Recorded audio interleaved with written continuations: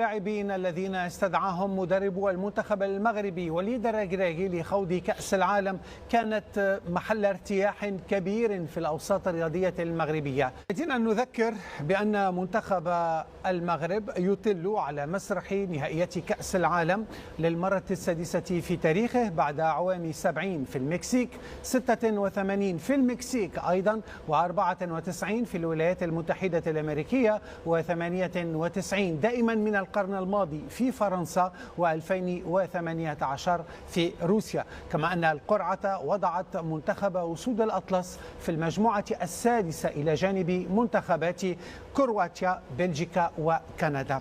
إذن بالعودة أيضا إلى قائمة اللاعبين التي وضعها الناخب الوطني وليد الركراكي، فإن في الحقيقة القراءات تعددت فيما يخص اختياراته بين مؤيد ومنتقد، وأيضا القراءة الأولى ستكون من هنا من الكابتن عزيز بنيج لقائمة وليد الركراكي. كابتن عزيز، مرحبا بك. أهلا وسهلا. قراءة أولى، قلت هناك مؤيد ومنتقد صحيح. لبعض الأسماء التي تم استدعاؤها، وأيضا بعض الأسماء التي غيبت أو غابت عن تشكيلة وليد. هو دائما المدرب عليه أن يختار، وإذا اختار فدائما سوف هناك يكون ارتياح وعدم ارتياح للاعبين اللي ممكن يكونوا ضحية هذه الاختيارات. أظن كما جاء في التقرير الشارع المغربي كله مرتاح للعمل يقوم به وليد في ظرف وجيز، للائحة اللي ناداها اللي تم المنادات عليها من طرف وليد. صحيح أنا كانت هناك مفاجأة كبيرة، وهو عودة حمد الله اللي ناضل الجمهور المغربي لكي يعود حمد الله، ونعود سوف نعود ونتكلم على حمد الله سأكيد. ولكن هناك أيضا خبر سعيد وهو عودة نايف عقرد. ما تكلمناش كثير على حمد الله، ولكن ما تكلمناش على نايف عقرد. نايف عقرد من أفضل المدافعين، وكانت استبعد لأنه كان مصاب والآن عاد للمنافسة، وهذا خبر سعيد للمنتخب المغربي لأنه مهم جدا في الخط الخلفي للمنتخب المغربي، وسوف يعطي حلول للمدرب وليد. المدرب دائما عندما يحط أسماء دائما يكون هناك حسب السيناريوهات، وحسب السيناريوهات هو يقرأ المباريات وينام مع المباريات، ولذلك فيتم المنادات على بعض اللاعبين لاحتياجاته في ظرف معين. لذلك تم الاستغناء على بعض اللاعبين، نتكلموا على رحيمي، على أيوب الكعبي، على منير الحدادي، العديد من اللاعبين، لكن هناك لاعبين آخرين كان لازم يكونوا أيضا في المجموعة. المجموعة ضمت لاعبين مميزين، خصوصا أنا أرى بأن إذا كان بين الخبرة والمخضرمين وأيضا لاعبين واعدين لديهم مستقبل إن شاء الله واعد. لا، خصوصا الموهبة، هناك موهبة، هناك حلول. هناك إذا قارنا مع منتخب 2018 فكانت هناك الخبرة، كان هناك الانضباط، لكن في هذا المنتخب هناك انضباط، هناك أيضا حلول مهارية وفردية، وهناك أيضا عنصر المفاجأة. عنصر المفاجأة هو اللي كيغير من المباراة، لأن أنت لازم تفوز في بعض المباريات، خصوصا أمام كندا لازم تفوز. هذا هو المطلوب لما تتحدث عن حلول كابتن. نتحدث عن حلول فردية، حلول جماعية، أحيانا الجانب المهاري ربما يساعد على الفارق أيضا. هذا هو ما كان موجود أيضا. هذا ما كان ينقصنا في 2018 المباراة اللي كنا نحتاج الأداء الفردي، العنصر المفاجأة، عن الأجنحة، الإبداع المهاري في خدمة الأداء الجماعي. نعم، وخصوصا عنصر المفاجأة. يعني ما حملناش، ما كانش هناك، ما تمش منادات على أجنحة. هناك أجنحة، عندنا حلول على الأطراف، هنا عندنا حلول من العمق. حمد الله موجود، نتمنى أنه يكون على حسن ظن الجماهير اللي ناضلت لكي يعود حمد الله.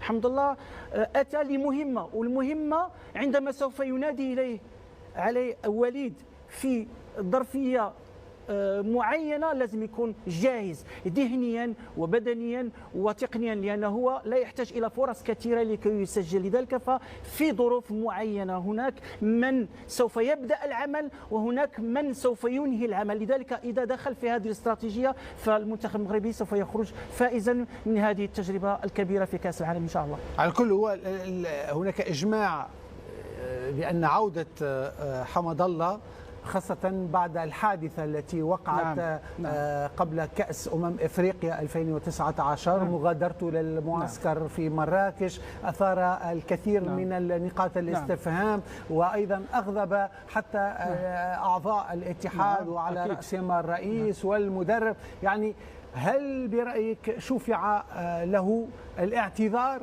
بهذه العودة من الباب الكبير؟ أظن بأنه تعلم أيضا من الدرس ونضج شيئا ما، وأظن بأنه الحمد لله من اللاعبين الذين يتكلمون بمشاعر، لذلك ففي بعض الأوقات لازم تكون أيضا دبلوماسي، ولازم أنك تحتفظ بمشاعرك. لا داعي للدخول بقوة، هو غلط شيئا ما في المجموعة لأنه كان يريد أن يدخل شيئا ما بقوة في مجموعة كانت متلاعبة، كانت هناك تكتلات، وكان صعب أنه المدرب ما ساعدوش شيئا ما. أظن بأن عندما تأتي لمجموعة لازم تعمل مجهودات كثيرة لكي تتأقلم، ولذلك الآن فعليه أن يبذل مجهودات، سواء لعب سواء ما لعبش، أن يتأقلم مع المجموعة لصالح المجموعة. لأن كما قلت المجموعة هنا كابتن عزيز، هل أن المجموعة ستقبل هذه العودة لحمد الله؟ لا، حمد الله لاعب مغربي ومحتاجين له في المنتخب المغربي كما قلت في ظرفية معينة. عندما يحتاج المدرب لازم يكون جاهز. ليس على اللاعبين ليس من هو يقرر، المدرب هو من يقرر، الشارع المغربي هو من يقرر. اذا كان اللاعب يستحق لانه لاعب كبير، اذا كان ارتكب غلط فالاخرين ايضا كانوا ارتكبوا بعض الاخطاء. لذلك هو الان عازم انه يصحح، وتصحيح يكون في الملعب، لأن الآن لازم نمر من أطراف أخرى تتدخل في اختيارات المدرب. لا أظن بأن لا ما فيش هناك اختيارات. لا أظن بأن هذه قائمة عندما قائمة وليد الركراكي، هذه قائمة وليد، وأنا أتفق معه تماما من حيث لأن السيناريوهات اللي الآن بدأ يفكر فيها وليد بدأت توضح، لأن يعرف بأن أمام كندا يحتاج إلى إذا ستكون الحمد لله مباراة كندا ستكون الثالثة. لا الثالثة، ولكن لازم تمهيد لها. لازم تمهيد، وهذه هي الاستراتيجية اللي اخطأنا فيها في 2018. المباراة الأولى كان التفكير في مباراة إيران. لا ما كان أن المباراة إيران هي كانت مفتاح. لا كانت مفتاح، لكن غلطنا في استراتيجية، لعبنا ب5 مدافعين، ما خلقناش فرص، ما حملناش معنا أسلحة متنوعة للفوز بالمباراة الأولى والتمهيد للمباريات الأخرى. الآن لازم تمهيد للمباراة الأخيرة، وعكس الاستراتيجية عكس الآن. وهذه الاستراتيجية نحتاج إلى لاعبين كنصيري، نحتاج كلاعبين محاربين، نحتاج إلى لاعبين منضبطين. لذلك فهذه المجموعة متكاملة ولديها حلول. وليد لديه حلول، ولذلك العودة لحمد الله لازم أن نمر من مرحلة التوقعات، نتوقع من اللاعب، إلى المرحلة الحقيقة هي الملعب، أن يثبت لنا أن الكل تلك الثقة اللي عملنا فيها الجميع أنه قدر تلك الثقة، ولا أظن بأنه سوف يخلف الميعاد. الحمد لله لاعب كبير وسوف يسجل أهداف إن شاء الله. طيب 26 لاعبا تم الاختيار عليهم من قبل الناخب المغربي وليد الركراكي، هل تقرأ توازن على مستوى الخطوط كابتن؟ سؤال مهم جدا. أنا شفت بأن المجموعة متكاملة، رغم أنني متحفظ شيئا ما على الظهيرين. يعني إذا كان عندنا حكيمي، وهذا كان مشكل في روسيا، إذا كان عندنا حكيمي ومزراوي، الآن عندنا عطية الله هل يلعب أو ممكن رومان سايس ممكن يلعب كظهير.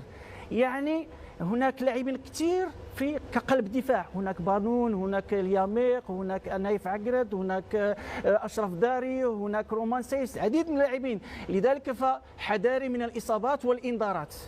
لذلك فنتمنى ان اللاعبين الاطراف ما ياخذوش انذارات وما ياخذوش، لان صحيح اذا اخذنا انذارات فسوف نتعب شيئا ما على الاطراف، خصوصا من الناحيه الدفاعيه من الظهير ايمن والظهير ايسر. هل المركز الظهير الايسر هو من بين المراكز ايضا التي ستشكل ربما عائق للمدرب؟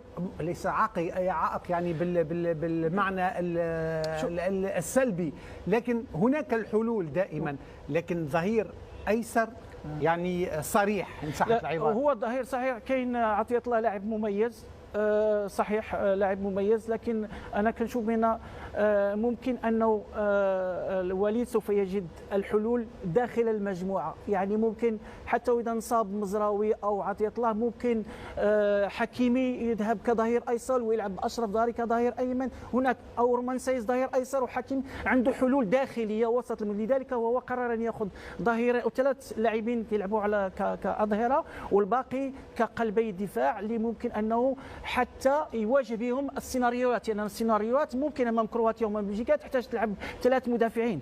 لذلك تهيئ السيناريوهات مهم جدا.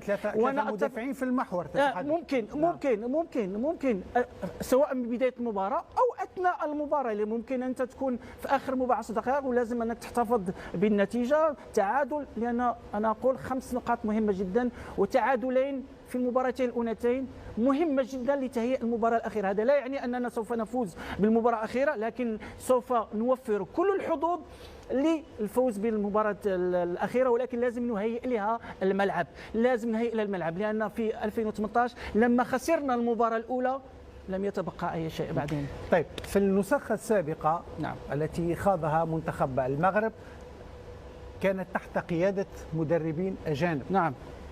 مدربين أجانب لديهم الخبرة، الأسماء أيضا الكبيرة. وليد ليست لديه تلك الخبرة الواسعة. كيف برأيك سيتعامل مع بطولة عالم وأيضا منافسة كبيرة بحجم منتخبات كرواتيا؟ منتخب كرواتيا وصيف بطل العالم، منتخب بلجيكا ثالث العالم في النسخة الأخيرة في روسيا. شوف أقول لك، في بعض الأوقات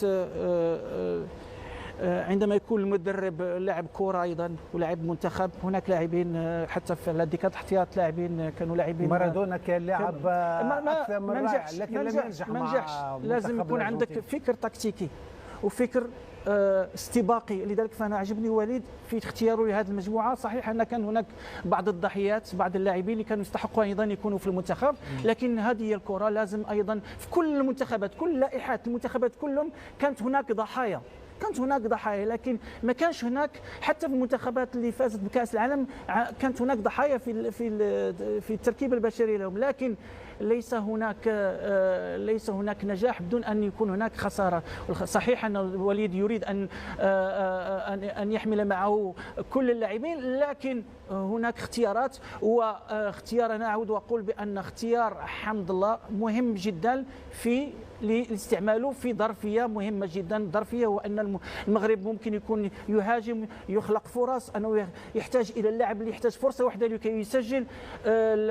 مباريات كبلجيكا وككرواتيا يحتاج في الاخر نحتاج الى نقطه. على كل مباراه لديها قراءه خاصه، لذلك يحتاج لاعبين ولديه الحلول. لذلك في الاستراتيجيه وفي التركيبه البشريه اللي استدعاها وليد اراها تناسب السيناريوهات، كل السيناريوهات اللي ممكن انه توقع قبل المباراه، بعد المباراه، واثناء المباراه ايضا، لان بعد المباراه ايضا النتائج، هناك تغيير نتائج. تخيل معي انت تتعادل في اول مباراه مع كرواتيا، الكل يريد كرواتيا لازم تفوز في المباراه الثانيه، تخلق البلبله في المجموعه. لذلك اهميه الاستراتيجيه. انا اريد ماذا اريد من كل مباراه. هو مهما كان اسم المنتخب دائما المباراه يعني الاولى، سواء كان الأمر يتعلق بمنتخب لديه النسبة الكبيرة في تحقيق الفوز، دائما هناك ضغوطات، ضغط نفسي وأيضا ضغط على المدرب، الجهاز الفني أيضا، لأن هي تقريبا المفتاح حتى يعني تحرر اللاعبين في بقية المشوار في البطولة. أكيد المدرب اللي يعرف كيف يتعامل مع المباراة ومجريات المباراة، والقراءة مهمة جدا. عنصر الخبرة أيضا، هذا هو عنصر تكلمت على عنصر الخبرة، ولكن ماذا استفدنا من عنصر الخبرة 3 سنوات وإحنا عندنا مدرب عنده خبرة كبيرة وأهل العديد من الانتخابات، ولكن لم ينجح معنا. صراحة لازم تقال تخبط، لكن ينجح معنا. وليد في ظرف مباراتين أظهر الجمهور المغربي أن المنتخب المغربي قادر على إعطاء على أداء أفضل، لاعبين عندهم حماس أفضل، عندنا حلول، عندنا لاعبين على الاطراف، عندنا لاعبين من العمق، عندنا لاعبين اللي عندهم عنصر المفاجاه، التصويب من بعيد، العرضيات، الانسلالات. هذا كله اشياء مهمه جدا اللي ممكن تكون حلول للمنتخب المغربي.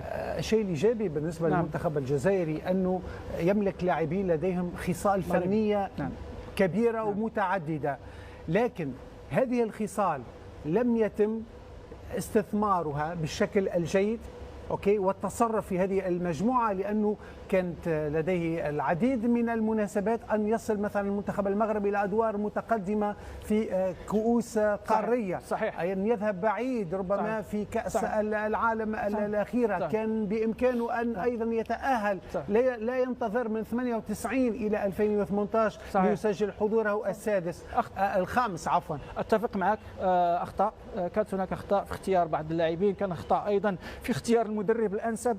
ليس المدرب اللي عنده الالقاب هو المدرب الممكن الانسب، المدرب الانسب هو المدرب الذكي الذي يعرف كيف يخلق توليفه مش اي واحد يخلق التوليفه. صحيح. تعطي المدرب فريق، تعطوا نفس المدرب مش حيخلق نفس التوليفه، ممكن فكره دفاعي، ممكن يقول لك هذا يلعب ظهير، ممكن كل واحد وفكره، لكن اظن بان قله الفلسفه تسهل الطريق. اظن بان الوليد اختار السهوله، والسهوله سمحت له ان يتخطى عقبات كبيره، لعب مباراتين مهمه. تخيل معي لو كان انهزم في المباراتين امام تشيلي وامام الباراغواي اللي لعب مباريات رائعه جدا. لذلك فاظن بانه في السهوله، في المشروع السهل، المشروع الواضح لنا، واضح للجماهير، الواضح له، لكن هناك سيناريوهات لكي تنجح استراتيجيته في 2022 ان المباراتين الاولتين احنا بغينا فقط تعادلين لكي نفوز مباراه خير ونروح ب5 نقاط.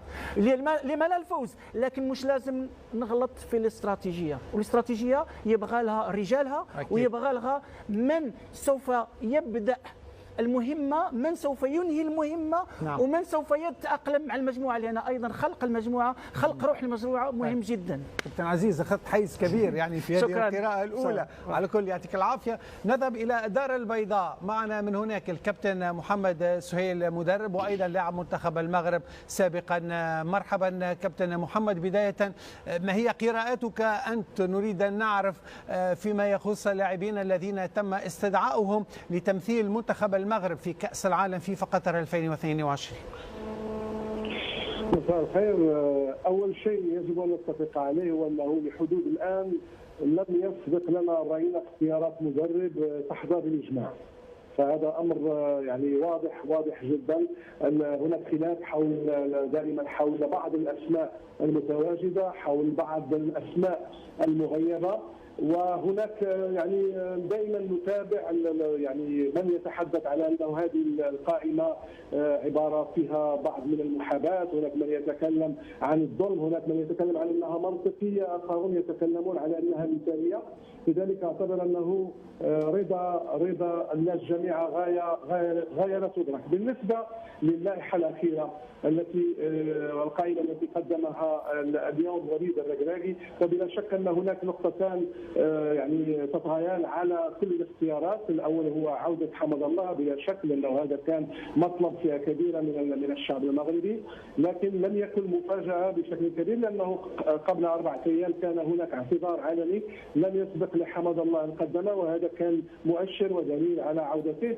والنقطه البارزه اكثر هي استدعاء لاعب خنوس بلال، فهذا اللاعب يعني ربما سيكون لديه رقمان الان مميزان، الرقم الاول ربما سيكون اصغر لاعب يعني يتم استدعائه للمشاركه في كاس العالم في تاريخ اللاعبين يعني المنتخبات المغربيه المشاركه. النقطه الثانيه ربما سيكون ايضا اول لاعب سيلعب كاس العالم بدون ان يلعب ولا دقيقه مع منتخب الكبار.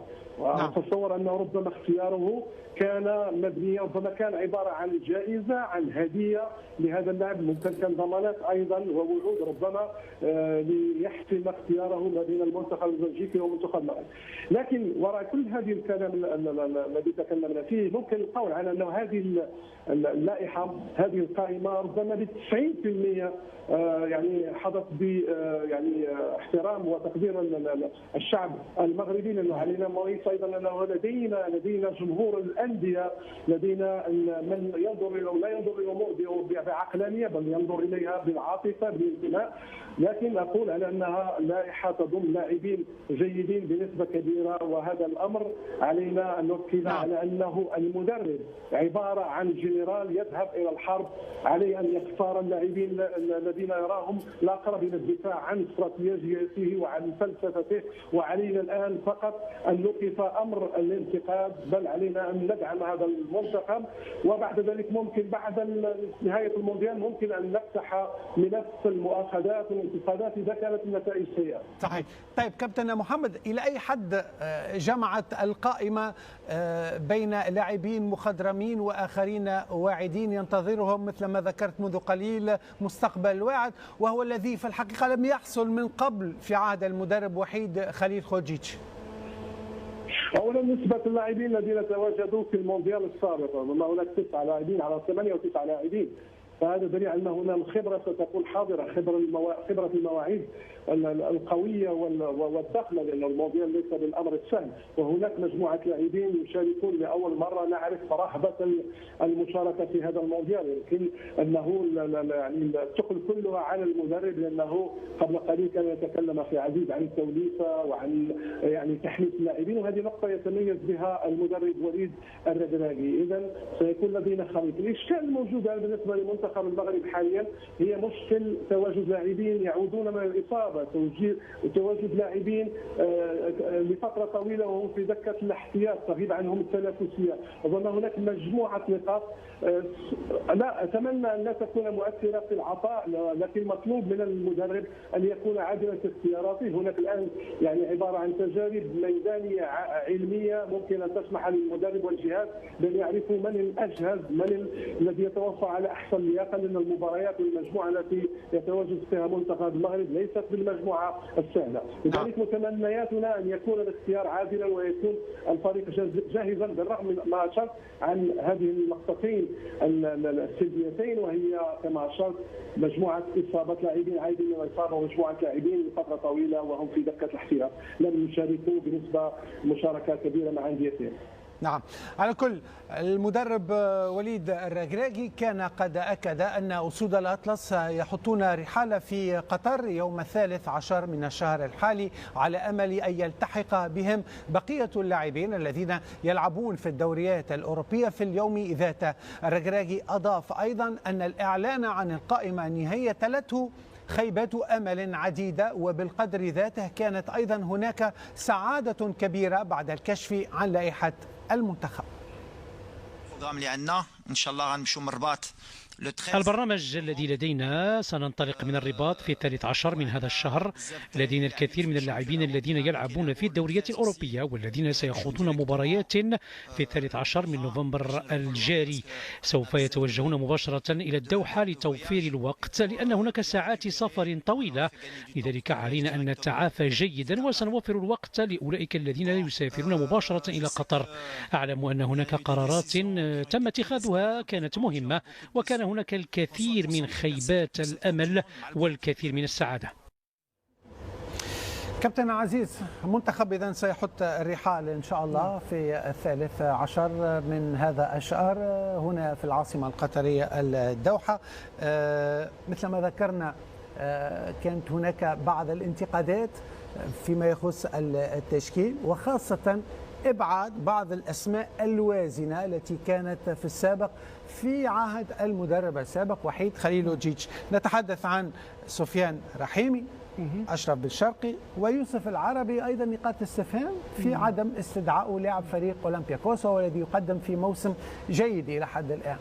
صحيح، لكن كما قلت مش ممكن أنك تنادي على بعض اللاعبين اللي عندهم نفس الخاصيات. إذا تكلم عن كأيوب الكعبي أيضا يسجل أهداف أيضا كثيرة، وأظن بأن المنتخب المغربي لديه لاعبين مميزين، ولكن في الأخير يبقى الاختيار على حسب السيناريوهات.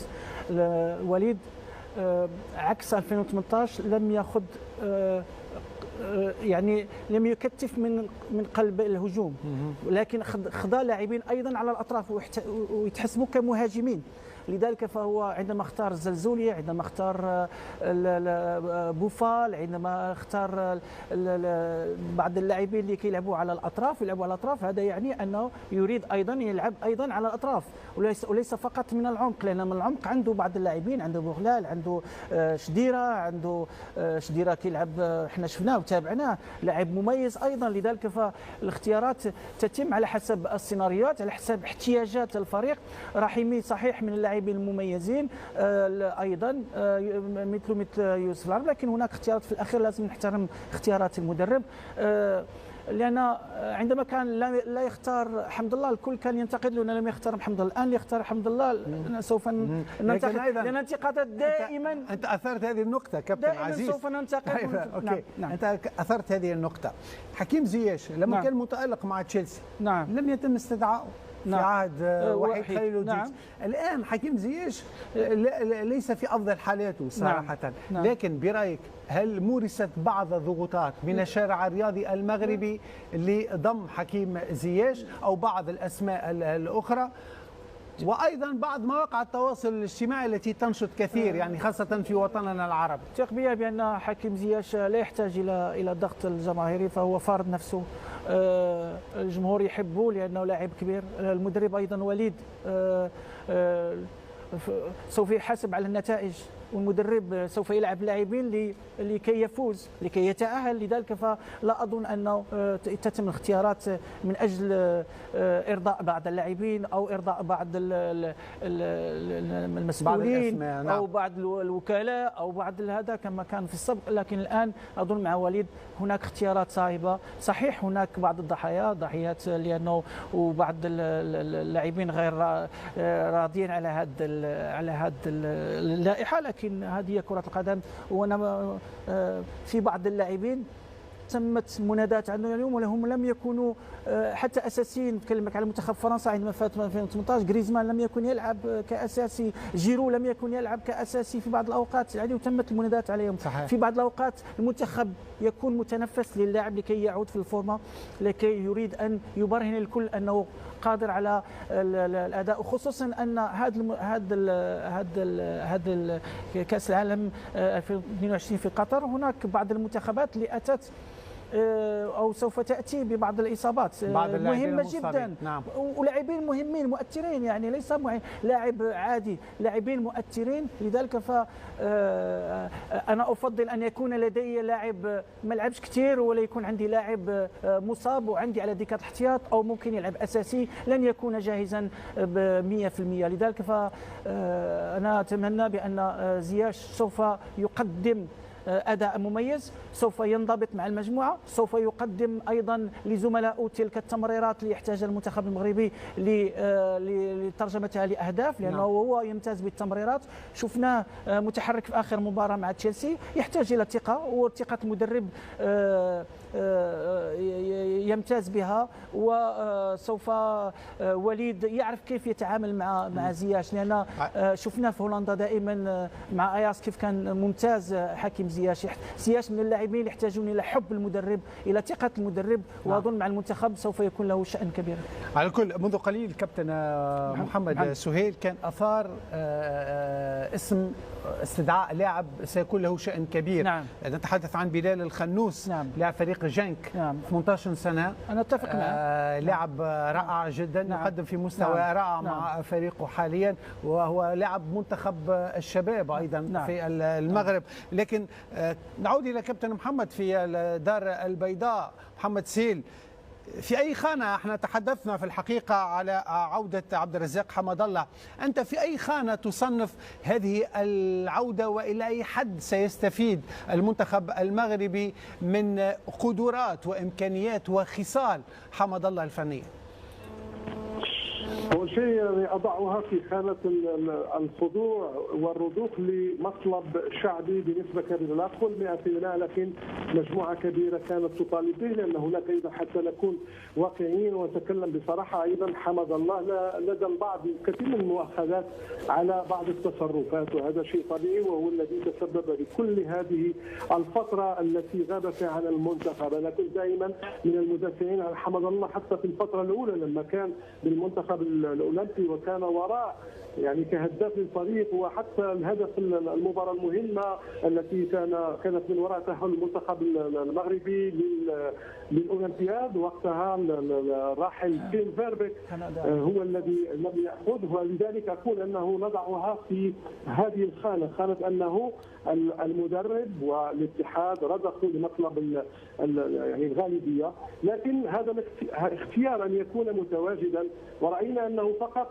كان يحتاج الى تقديم يعني الاعتذار، لانه واعتبر انه تاخر الجميع، لا حمد الله ولا الاتحاد ومع المدرب كمطلب من اللاعب حمد الله ان يقدم الاعتذار، تاخروا لانه اضاعوا على اللاعب واضاعوا حتى على المنتخب المغربي، لانه علينا نتكلم بكل صراحه في تاريخ الهدافين المغاربه يعني حمد الله اسم بارز في كل البلدان التي شارك فيها، اخذ يعني جوائز كثيره فرديه كهداف للبطولات التي شارك فيها، لكن الان ونحن نتابع هذا المسلسل، اتمنى لو كان الاعتذار قبل ذلك، لانه حمد الله يصل الى هذه السن الان ودائما ظل محروما من اهم شيء وهو تمثيل بلاده بالرغم من الامكانيات التي يتوفر عليها كهداف، ونعرف انه في الفتره الاخيره ايضا نضعه في هذه الخانه ايضا، لانه عدم توفيق غالبيه حلول الهجوم في الفتره الاخيره فرضت ايضا ان تتم المنادات عليه، لكن الان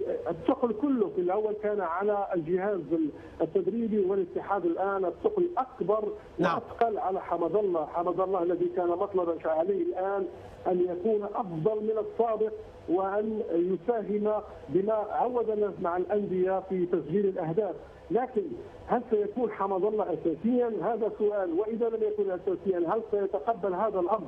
هناك نقطة مهمة تهم المنتخب، علي أن أذكر بها من الآن، هناك أسماء كبيرة قد نتكلم عن الآن المتضخمة، لأن هناك نجوم، وهناك نجوم ستكون على دكة الاحتياط في وقت ألعاب أخرى، وذكرتم زياش لاعب لا نقاش حول إمكانياته، لكن تغيب الفورمة، تغيب المشاركات، كيف سيكون وضع مجموعة لاعبين آخرين يشاركون مع أنديتهم ويتميزون في الفترة الأخيرة؟ ممكن نتكلم على أمين حارث مثلا، سيرون أنفسهم وهم في دكة الاحتياط.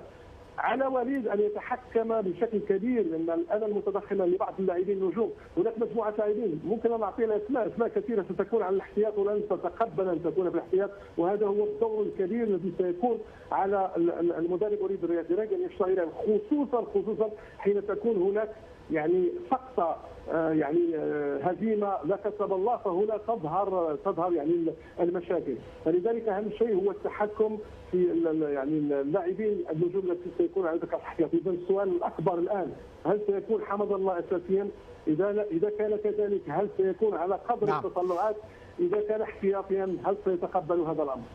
على الكل شكرا جزيلا لك كابتن محمد سهيل، كنت معنا من الدار البيضاء، مدرب وايضا لاعب منتخب مغرب سابقا، على كل هذه الافادات وايضا هذه المداخله. على كل نتوقف مشاهدينا في هذه الاثناء مع صور الفرحه التي غمرت زكريا بوخلال واشرف داري ووليد شديره بعد استدعائهم من طرف المدرب وليد الركراكي.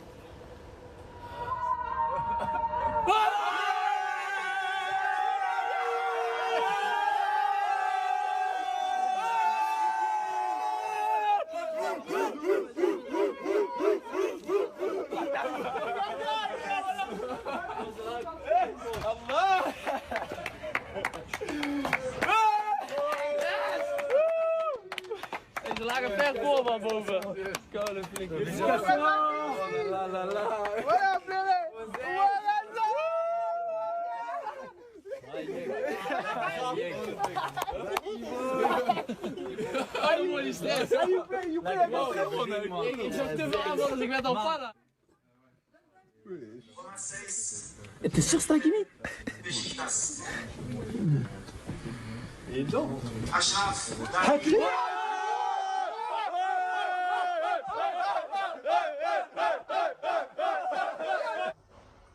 وليد شديرة